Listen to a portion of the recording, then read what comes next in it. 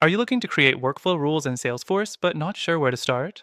In this quick Salesforce explanation, I'll walk you through the exact steps to set up your workflow rules so you can automate tasks, notifications, and more.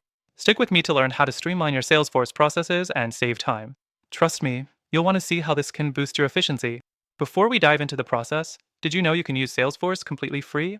That's right, check out the first link below for an exclusive offer that includes a free trial and some extra bonuses.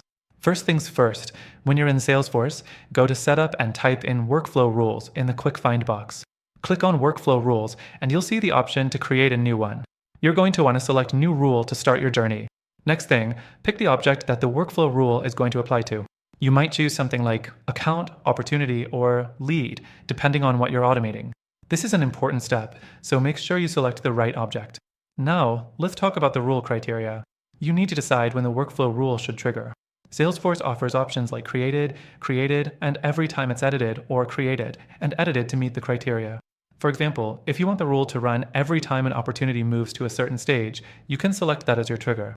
Once that's set, you'll move on to defining your rule criteria. This is where you tell Salesforce what specific conditions must be met for the workflow rule to activate. For instance, you might say, when the opportunity stage equals closed won, or when the lead source is referral. You can add multiple criteria, but keep in mind that the more specific your conditions, the more focused your workflow will be. The fourth thing to do is to set up the actions that will happen when the rule triggers. There are several options here, like creating tasks, sending email alerts, updating records, or outbound messages.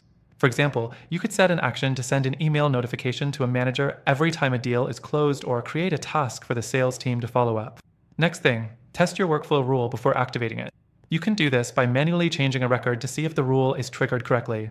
This helps make sure that everything works as expected before it's live. Finally, activate the workflow rule. Once everything's set and tested, you can click Activate and the rule will start working in your Salesforce account. By now, you should have a solid understanding of how to create workflow rules in Salesforce.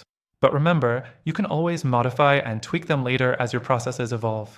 Before I go, don't forget that the first link below offers you an exclusive extended free trial to Salesforce, plus some valuable bonuses. Make sure to grab it before it's gone.